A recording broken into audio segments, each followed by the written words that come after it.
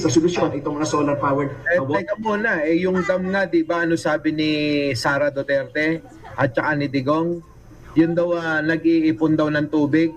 Sabi pa ni Sara noon, no, mga kababayan, ipunin daw ang tubig at dalin daw sa Malacanang. Dahil yun daw ang sinabi ni Pangulong Bongbong, ipunin ang tubig. Ngayon, sobrang pakinabang ng mga magsasaka ngayon sa sinasabi nila na tinutuligsa ng mga bobo na hindi nila naisip ni Pangulo na may talagang pakinabang na malaki, lalong-lalo na sa magsasaka. Itong mga dam na mga pinaggagawa niya. Di ba, mga kababayan ko? Ngayon kita nyo mga kababayan, ang laki ng pakinabang ng mga magsasaka sa mga dam na yan. Hindi lang sa enerhiya, kung hindi sa patubig ng mga magsasaka. Paano maiisip nila Duterte yan? Puro nakaw lang naman ang iniisip nun.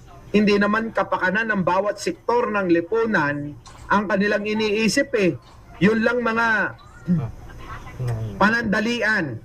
Alam niyo yun? Alam niyo yung salitang panandalian?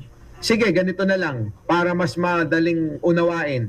Ang ginagawa ni Duterte, ikumpara natin mga kababayan sa paggagamot. Kasi problema ito Itong mga nangyayari sa bansa, problema yan. Parang may sakit kayo, mga kababayan, sa ipin. Masakit ang ipin ninyo. Di ba? Anong ginawa ni Duterte? Ininuman ninyo ng pain reliever.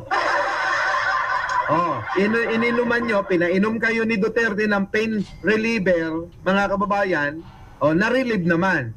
Di ba? Uminom kayo pain reliever mga kababayan na-relieve naman. Nawala ba yung problema?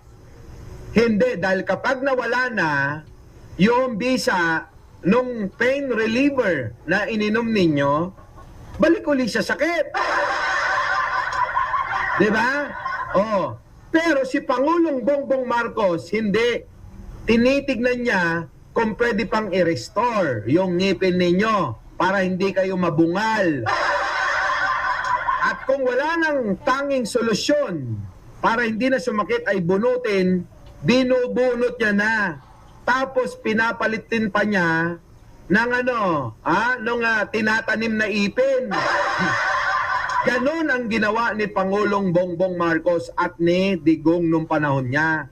Puro tapal-tapal lang, madali nga, yung mga bobo naniwala sa madali ang solusyon. Pero mga kababayan ko, hindi nila nakita yung ginagawa ni Pangulong Bongbong na medyo matagal pero pangmatagalan talaga yung kanyang ginagawa na solusyonan ang problema. Diba? Parang make-up lang yan. Yung mga tao nakita, nagawa ni Digong, nawala yung sakit ng ipin. Pero bumabalik pa rin. Ano gagawin ni Digong? Paiinumin uli kayo ng pain reliever. Yun ang hinahangaan ng mga bobo. Kung ikaw ay matalino, sino ang hangaan mo?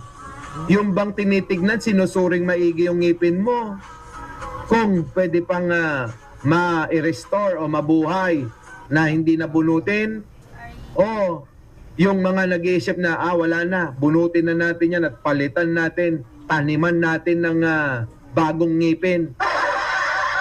Saan kayo titingin mga kababayan? Kasi diyan masusukat kung kayo ay may isip talaga. Yung mga DDS hindi nila kaya.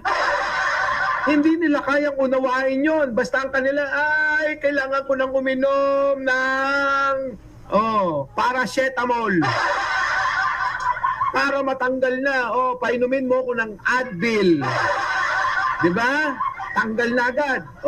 Pero nandun pa rin.